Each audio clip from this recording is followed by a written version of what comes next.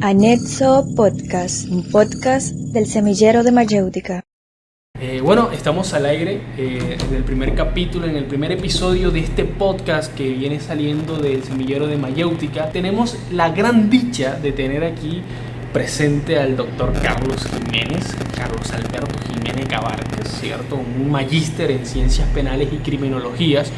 Y el día de hoy vamos a hablar de un tema un poco polémico, ¿cierto? Es un tema bastante delicado de tratar, bastante sensible. Sí, bastante sensible, porque dependiendo de la persona puede meter cuestiones sentimentales o inclusive tintes políticos, y esto se puede armar un debate bastante chévere, o se puede armar una disputa muy triste y lamentable por personas que no saben debatir. Vamos a hablar del feminicidio, cómo está estructurado aquí en Colombia, ¿cierto? Y vamos de pronto a tratar algunas noticias breves y hablar un poco de cómo este artículo que está en nuestro Código Penal ha influido, ¿cierto? Si ha servido, ¿cierto? Vamos a tratar de darle una respuesta a eso, o si solamente es una figura muy politiquera, por así decirlo. Trataremos de tocar un poco el caso de Milei, ¿cierto?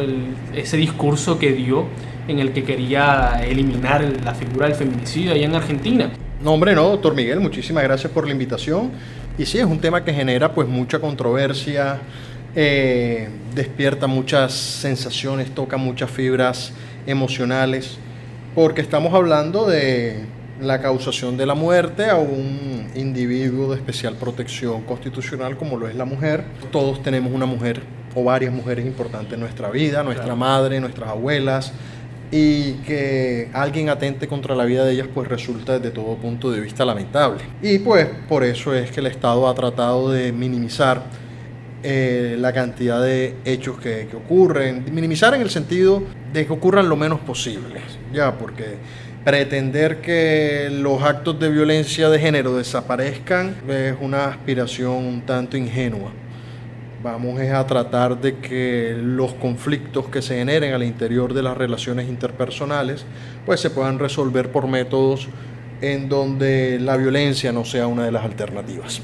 Claro, y eso es bastante chévere, que gracias a nuestro legislador, Colombia fue el tercer país que adoptó esta figura del feminicidio aquí en Latinoamérica. Realmente me sorprendió al momento de leer eso, y me pareció curioso, y también saber que antes existía no como una figura per se, sino que era como una figura de agravación. Sí, efectivamente. Desde que se expidió el código, que fue en el año 2000, no había un delito en especial para hablar de feminicidio o la causación de la muerte a una mujer.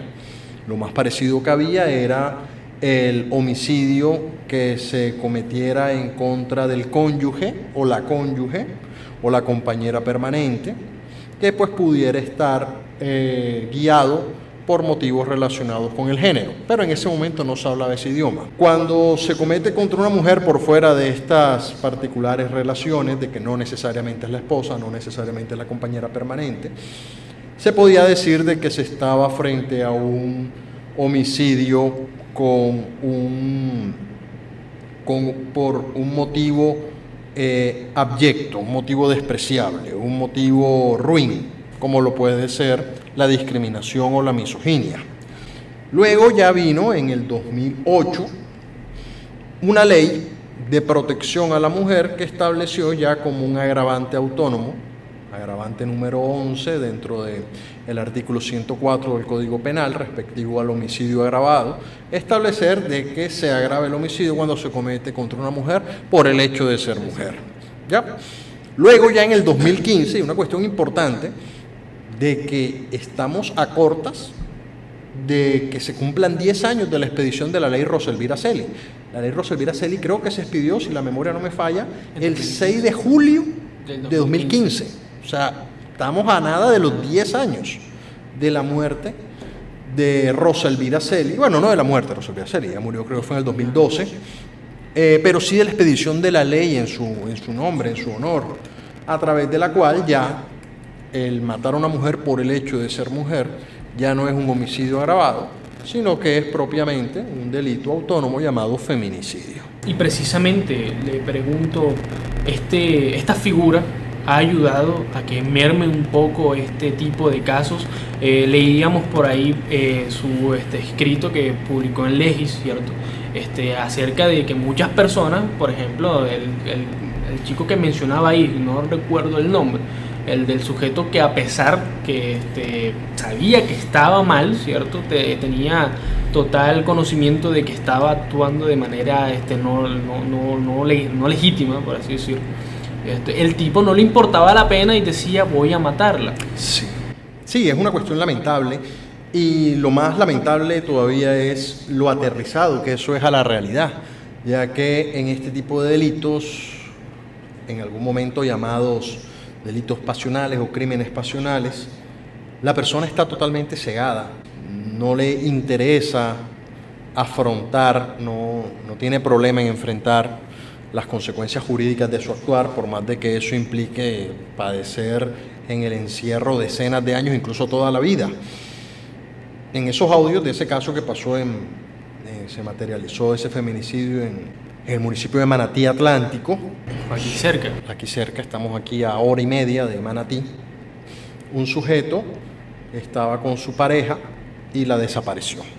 Ya luego, las labores investigativas por parte de la Fiscalía General de la Nación, de manera muy estrecha con los familiares de la víctima, dieron con el celular de ella, y en el celular de ella encontraron unos audios provenientes de él donde decía de que, palabras más, palabras menos, estaba dispuesto a aceptar una condena que incluso pudiera significar pasar el resto de la vida encerrado, siempre y cuando él pudiera materializar su venganza.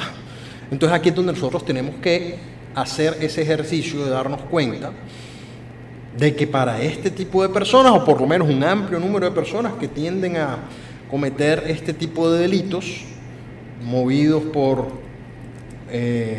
situaciones de misoginia, difícilmente van a verse detenidos por parte de una ley que les prevé una sanción muy incómoda, porque para ellos es más importante ejercer una venganza, para ellos es más importante defender ese honor machista.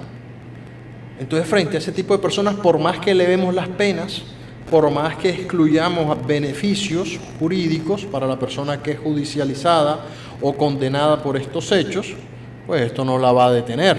Entonces yo creo que ya alcanzamos ese punto máximo de qué tan fuerte puede ser la pena para prevenir estos comportamientos. Es decir, la persona que le tiene temor a la pena, pues ya con decirle que te puedes enfrentar a una pena de 50 años, pues ya eso es suficiente. La persona ya dirá, bueno, no quiero sufrir eso, por supuesto. Pero hay otras personas que por más alta que pongan las penas, si sea pena de muerte, eso no la va a persuadir. Ya no va a impedir que cometa el delito, no la va a mantener dentro de los límites de la norma jurídica. Entonces tenemos que replantearnos cómo estamos enfrentando esto. Esto no es una cuestión de leyes. Si fuera cuestión de leyes, pues entonces Colombia fuera el país más pacífico del mundo, porque tenemos una proliferación de leyes, es una cuestión tremenda, tenemos una ley para todo. Cosa ya está tipificada. Está legislado, está... Sí. Y esa no es la situación. La cuestión es aterrizar las cosas a la realidad. Y aquí estamos hablando de emociones. Estamos hablando de cómo las personas tienen la capacidad de enfrentar situaciones adversas a sus pretensiones, y no tenemos forma de que a través de una pena prevista en una ley esto se vaya a solucionar. Entonces tenemos que abordar el tema desde otras perspectivas: educación, sensibilización, trabajos en salud mental, porque si estamos hablando de una persona que no le interesa o que no la persuade 50 años de cárcel, entonces algo está mal con esa persona. Sí, seguramente. Existe una confusión por parte de muchas personas, incluyendo estudiantes. Yo me incluí en ese porcentaje, ¿cierto? Precisamente cuando nos ponemos a leer de forma literal este inciso, o bueno, ni siquiera el inciso, el mismo artículo, ¿cierto? Al momento de que dice, y leo textualmente, quien causare la muerte a una mujer por su condición de ser mujer o por otros motivos de su identidad de género.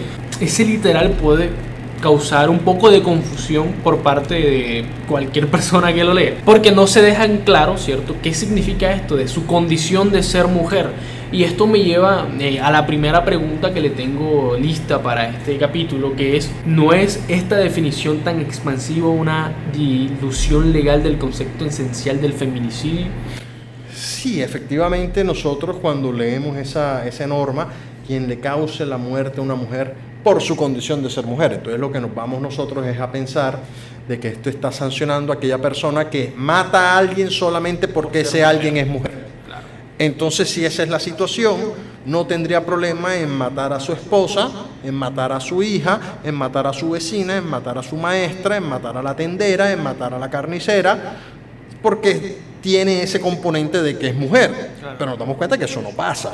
No ves a ningún loco por ahí diciendo, hey, esa mujer vamos a matarla. Sí, exactamente. De pronto algún asesino en específico. Sí, un asesino en serie pues bastante específico, como comentas, que de verdad nosotros no tenemos documentación de que así haya sido. Entonces, esa definición de por su condición de ser mujer puede llevar a ese equívoco. Y eso es lo que plantean algunos pensadores, sobre todo muy conservadores, que este artículo está muy mal redactado y que todo el movimiento jurídico alrededor de la figura del feminicidio, porque así también se denomina en otras latitudes. Si me estás diciendo que Colombia fue el tercer país en Latinoamérica, pues seguramente te habrás dado cuenta de que los otros 3 países lo hicieron dentro de un tiempo muy cercano, y también el cuarto, quinto, sexto país que lo hicieron también lo hicieron muy cercano. Es una ola desde el punto de vista de pensamiento progresista que está llegando a los ordenamientos jurídicos, y no es casualidad. Ya es una agenda que ha sido atendida por parte del Estado colombiano de hacer prevalecer los derechos de las mujeres, darles un lugar importante desde el punto de vista jurídico, y una de las formas de hacerlo es a través del castigo a quienes atentan contra los bienes jurídicos que le pertenecen a ellas.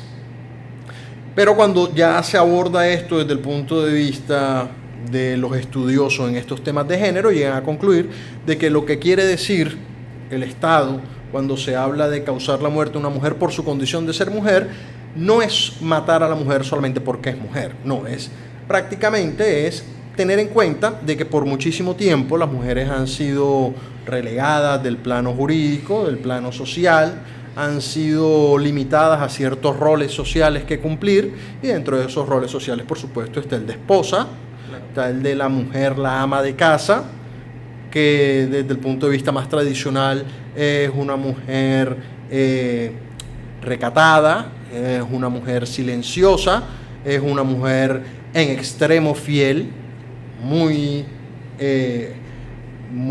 cuidadosa de honrar sus votos matrimoniales, y se tiene esa imagen de lo que debe ser una mujer.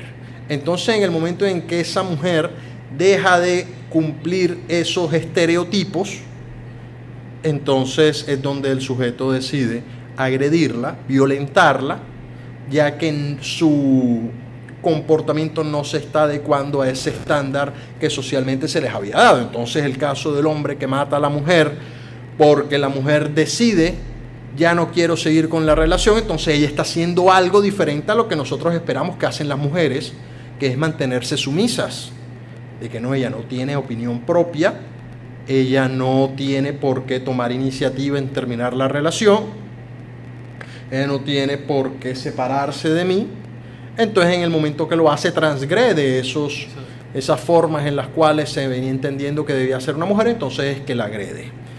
O la mujer que decide, dentro de su autonomía, no estoy diciendo que esté bien, pero es una cuestión que las personas hacen, que es como, por ejemplo, cometer una infidelidad. Entonces eso también choca con esos patrones estandarizados de la mujer en extremo fiel, y pues atenta contra la masculinidad del agresor, y termina pues manteniendo estos estados de zozobra y violencia continua que en última desencadenan en la producción de la muerte, porque hay que tener presente de que es el último punto que se llega luego de un ciclo de violencia. Claro.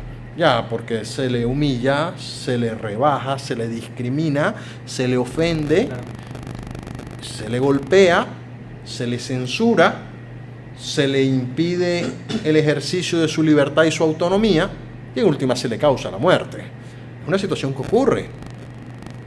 Y es una cuestión que debe prestarse la atención. y que debe ser sancionada. La cuestión es que, como estábamos comentando, no creo que deba ser la única forma a través de la cual se enfrente este problema. Eso que dice es clave, precisamente porque en el mismo artículo existen los literales el A, el B, el C y el D, el E, el F, ¿cierto? Que precisamente mencionan de que antes de que se configure este feminicidio tienen que haber pasado este tipo de circunstancias, ¿no? De, por ejemplo, el que comete el delito para generar terror o humillación, que es el que está tipificado en el literal D, ¿cierto? Y muchas veces pasamos de alto esto y queremos decir que cualquier homicidio que ocurra por parte de un hombre hacia una mujer, eso es feminicidio en sí. Recordaba yo el caso de un hombre que iba en un tráiler, si no mal recuerdo el caso. El tipo iba en un tráiler, sin querer no vio a una ciclista que iba manejando, la atropelló y enseguida ya lo estaban acusando de ser un feminicida, ¿cierto? Y esa postura me parece curiosa y quería, no sé, que nos hable un poco acerca de ese tema, ¿cierto? La postura del feminicida, el cómo lo ve la sociedad, ¿cierto?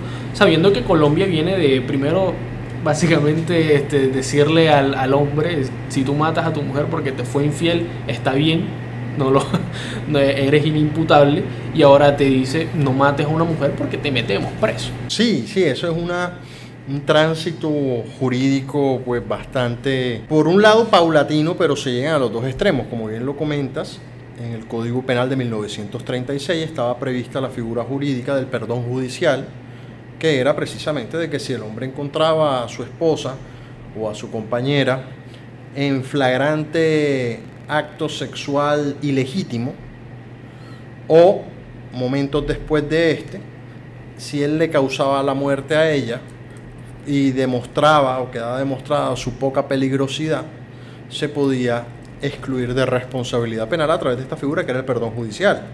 Entonces estamos en ese punto, año 1936, hace casi 100 años, donde a la persona se le excluía de responsabilidad. El Estado decía, no, eso no merece ningún tipo de castigo jurídico.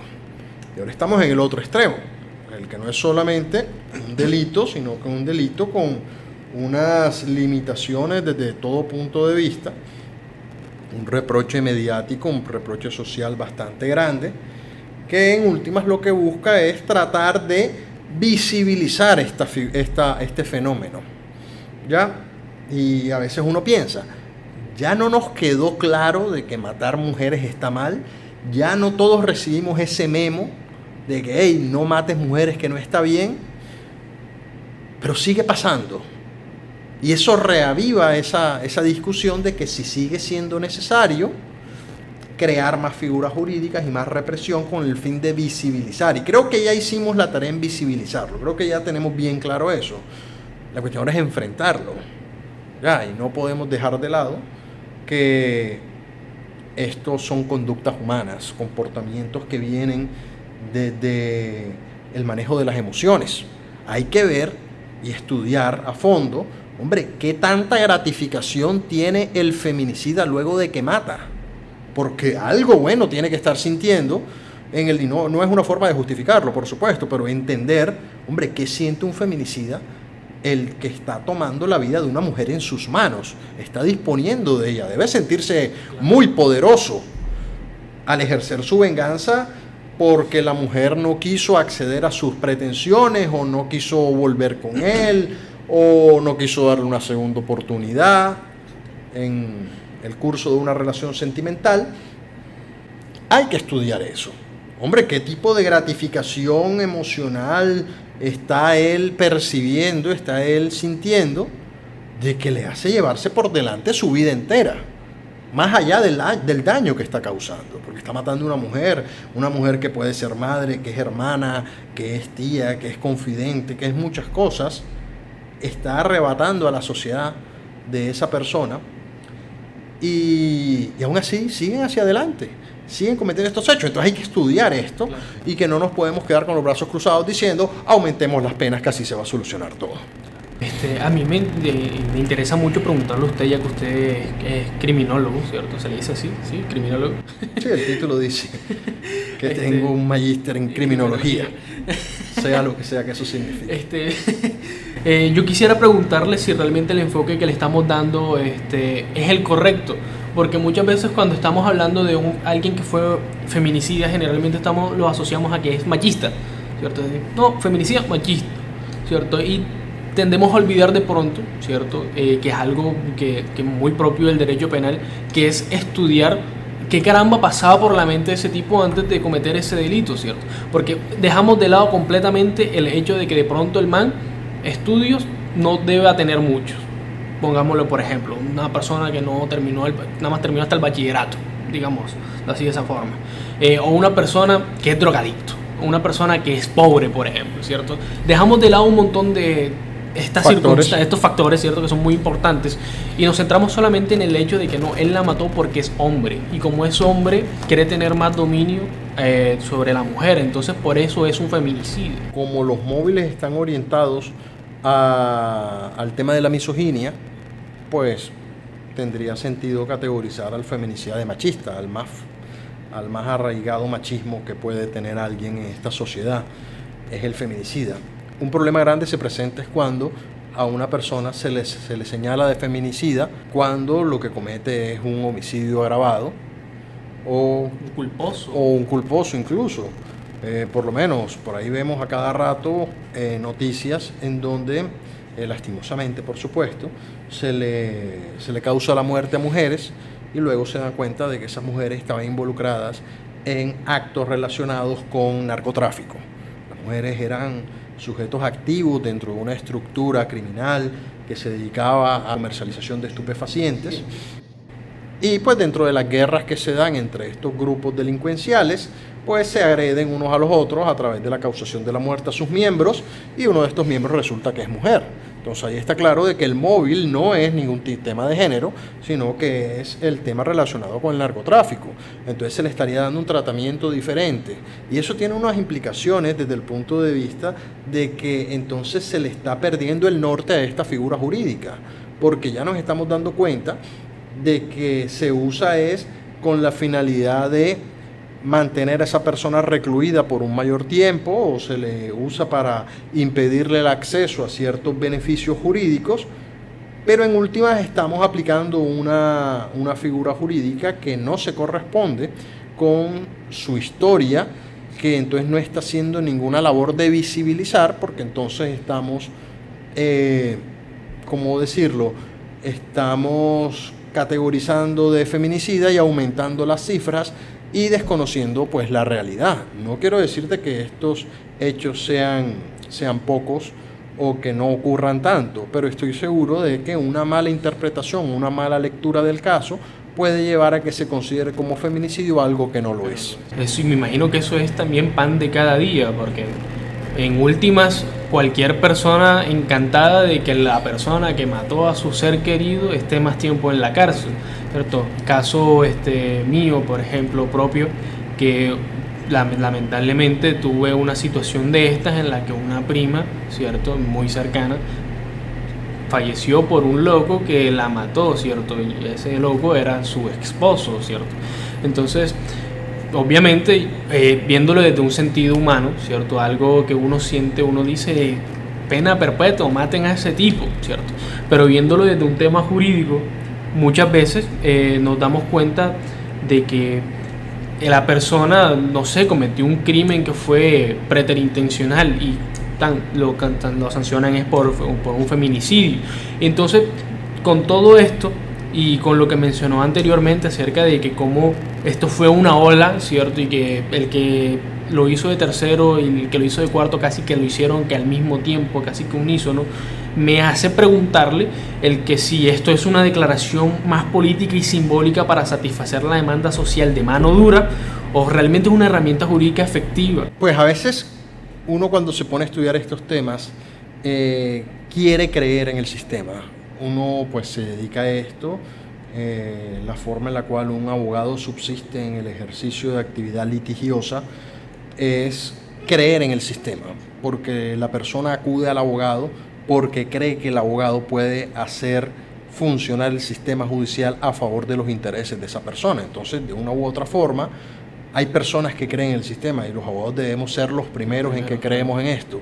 Entonces, cuando se expide esta ley, de verdad yo elijo creer que se hace por una genuina intención de atacar este problema. Ya de que a partir de ahí se pueden impulsar carreras políticas y termina siendo una forma de populismo punitivo, pues es posible, es viable también, pero como te digo, pues yo prefiero creer de que se está haciendo pues con la intención.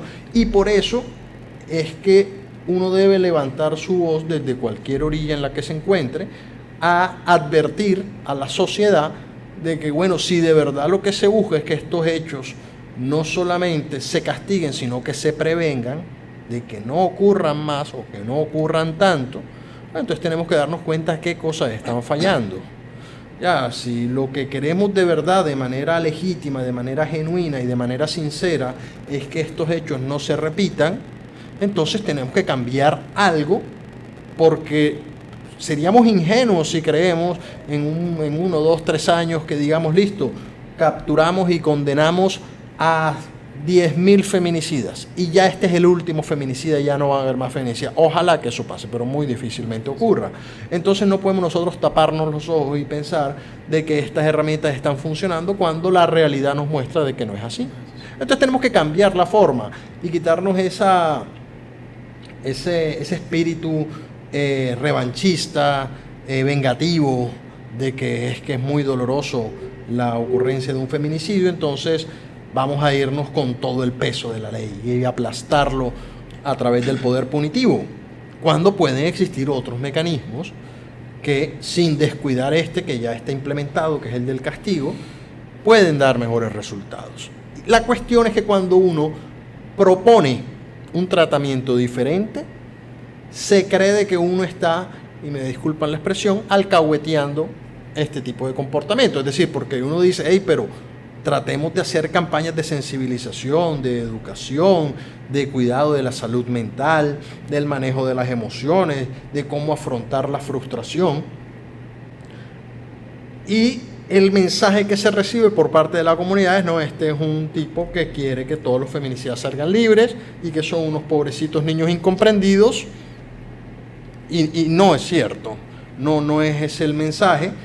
Pero es difícil, porque lo más fácil del mundo y con lo que uno se gana todos los aplausos es decir, metan preso de por vida o denle pena perpetua o denle pena de muerte o háganle castración, háganle tortura, cualquier cosa que sea bien dolorosa, pero esto termina siendo una aplicación de una medida con posterioridad a que ya se realizó el hecho victimizante. La cuestión es cómo hacemos para que ese hecho victimizante no ocurra en un primer momento. Ya, entonces ahí es donde está un poco el problema. Ahora, otro tema bastante polémico y por la cual en mi entorno vi muchas personas que estaban un poco, por así decirlo, no de acuerdo con que se le tratara con esta figura, la figura del feminicidio. El tema de los trans, las personas transgéneros. Se nos viene el caso de Sara, este brutal caso que ocurrió hace nada aquí en Colombia, ¿cierto? De esta mujer que fue brutalmente asesinada, torturada, ¿cierto? Por unos psicópatas que si no mal recuerdo ya creo que están bajo la captura de la ley. El tema aquí es que mucha gente considera que no se les debería tratar con esta figura, sino con algo aparte, nuevo, no sé, quisieran crear una figura nueva o de otra manera, pero no con la figura del feminicidio. ¿Nos podría explicar el por qué sí se tiene que tratar con eso? Bueno, eso es una cuestión que nos remite a unos años atrás, cuando el feminicidio era un agravante del homicidio. En una sentencia de la Corte Suprema de Justicia del 2015, por hechos ocurridos antes de la ley Rosa Elvira Celi, la Corte explicó qué debía entenderse por feminicidio, qué debía entenderse por causarle la muerte a una mujer por el hecho de ser mujer y por motivos de su identidad de género. Y todo era relacionado a que la muerte se causaba a través de un comportamiento que revivía aquellas posturas machistas en las que el hombre era el dueño de la mujer. Algo así como que la mujer no me está sirviendo para lo que yo creo que me sirva, entonces la mato. A la mejor forma en la cual uno se desprende de un utensilio que ya no le funciona. Si usted tiene una licuadora y la licuadora ya no le sirve, usted coge y la bota, ya no me sirve para lo que la necesito, entonces la desecho. Ese tipo de comportamiento se replica cuando cuando la mujer hace cosas que no quiere que haga, entonces viene y la desecha, la mata. Eso es lo que la Corte Suprema de Justicia entendió por lo que se debía entender por el hecho de matar a una mujer, por el hecho de ser mujer o por motivos de su identidad de género. La cuestión fue que cuando se expidió la ley Rosa Elvira Celi, que es la ley 1761 del 2015, estableció que feminicidio era causarle la muerte a una mujer por el hecho de ser mujer o por motivos de su identidad de género. Y ahí es donde vino la Corte Constitucional y permitió identificar que son dos cosas diferentes. Matar a una mujer por el hecho de ser mujer es todo esto relacionado con la misoginia. Y cuando hizo relación a que se mata a una mujer por motivos de su identidad de género es donde se abrió la puerta al llamado transfeminicidio. Entonces ya aquí la motivación no es de que la mujer hace algo que no espero que haga, no son comportamientos machistas que están reviviendo pautas de conducta que estamos tratando de erradicar, de esas pautas como las que reflejan de que el hombre es el dueño de la mujer. No, sino que lo que va es a un tema de discriminación a estas personas trans. Entonces ya no lo mueve en este transfeminicidio, ya el motivo no es la misoginia, sino que es la transfobia. ¿Listo? Entonces aquí la Corte Constitucional es la que ha dicho, dándole alcance a que debemos entender por ese tema de matar a una mujer por motivos de su identidad de género, es cuando se mata a una mujer trans, que se le mata precisamente por esa discriminación que se tiene en contra de la comunidad LGBTQ+, en donde esto pues transgrede aquellos principios muy básicos de la sociedad, en lo que el hombre era hombre, la mujer mujer, y que uno tenía pues que aprender a vivir con lo que nació. Entonces esto como que transgrede esos principios y esto es lo que en última lleva a considerar de que desde el punto de vista jurídico matar a una mujer transgénero llevaría a la aplicación del artículo 104A, que es feminicidio, porque está dentro de la causación a la muerte por motivos de su identidad de género, es decir, porque es transgénero. El problema está en que entonces estamos empleando una figura jurídica que tenía como principal motivación reivindicar los derechos de las mujeres al de reivindicar los derechos de la comunidad trans. Y son dos luchas diferentes, son protagonistas diferentes y son dos formas de violencia diferentes. Entonces estamos honrando a la mujer y estamos montando, discúlpeme la expresión, en el mismo barco a los trans, que no digo que no deberían tener protección especial, seguramente sí, como todas las minorías merecen una protección especial, pero me parece un poco infortunado que sea a través de la figura del feminicidio, que se supone, como estábamos comentando, de que busca combatir la misoginia, es decir, el odio hacia las mujeres, con esta otra figura social y este fenómeno que es lamentable también, que es la transfobia. Entonces estamos equiparando dos luchas que no son iguales, pero que de una u otra forma están ambas en el mismo artículo del Código Penal. Ya pasamos a un tema internacional, un tema polémico con el presidente actual de Argentina, Milei, y este dio una polémica bastante controversial a la actualidad, y es que él afirmó que quería su gobierno eliminar la figura del feminicidio porque lo veían como una figura que solamente enaltecía un género y menospreciaba al otro, ¿cierto? Como diciéndolo, aquí no existe ningún tipo de igualdad de género, aquí ya está la mujer solamente exigiendo derechos que se supone ya tienen con el homicidio, ¿cierto? ¿Por qué se tiene que tipificar la muerte de una mujer? ¿Por qué se tiene que diferenciar la muerte de una mujer a la muerte de un hombre? Entonces, palabras más, palabras menos, eso fue lo que dijo el presidente Milei. Precisamente ofreció a la Argentina eliminar esta postura. ¿Usted ve viable el hecho de que una nación entera deje de proteger a la mujer con este artículo? O más bien, ¿es viable eliminar esta figura jurídica del Código Penal? Pues si se elimina la figura del feminicidio, no significa que el que si se elimina la figura del feminicidio hoy, mañana un hombre mata a una mujer por el hecho de ser mujer, no significa que va a quedar en la impunidad. Va a ser tramitado como un homicidio agravado, el cual tiene una pena también muy severa y que pues va a verse también envuelto en un aprieto jurídico pues bastante importante. Pero hay que tener muy presente que la idea de la figura del feminicidio ya ha sido admitido por las mismas personas que están a favor de esta figura jurídica, no es disminuir la violencia contra la mujer. Es decir, ellos saben de que a través de la penalización del feminicidio no se va a lograr la disminución de estos casos. Son bastante realistas sobre esto. Lo que buscan es la visibilización, de que se mantenga en la conciencia de todos los colombianos que las mujeres sufren un tipo de violencia diferente a la que sufren los hombres. Y esto puede que sea verdad, pero ahí pudiéramos darle un lado lo que está comentando, que también hay tipos de violencia que afectan solamente a los hombres y que no afectan a las mujeres. Entonces ahí pareciera que estuviéramos descuidando uno de los géneros. Entonces, ¿qué tendríamos que hacer?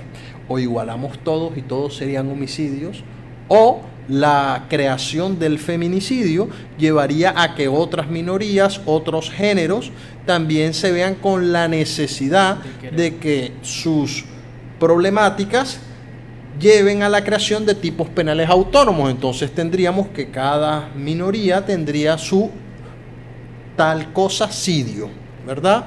De que si matamos a una persona por ciertas características, entonces ya sería categorizado de una especial tipo penal exclusivo para ese tipo de problemáticas, lo que pues desdibujaría las técnicas legislativas que permiten algún grado de claridad en cómo se interpretan las normas jurídicas. Entonces tendríamos un código penal sumamente extenso y que esté sujeto a modificaciones permanentes luego de que cada grupo o cada minoría exija que sus formas de vivir en sociedad se ven afectadas a través del ejercicio de la violencia. Entonces cada minoría tendría su propio delito autónomo y sería pues interminable. Entonces hay que trazar ese punto medio que Colombia lo trazó diciendo que ahí es feminicidio. Yo creo, desde mi punto de vista, que no debería ser eliminado, sino de que se debería reformar. Ok, ¿en qué forma? En el sentido de que, por más de que existan sentencias de la Corte Constitucional o que ya expertos en el tema se hayan pronunciado, el que el artículo esté así tal cual, con el que matare a una mujer por el hecho de ser mujer, siempre va a generar miles de confusiones.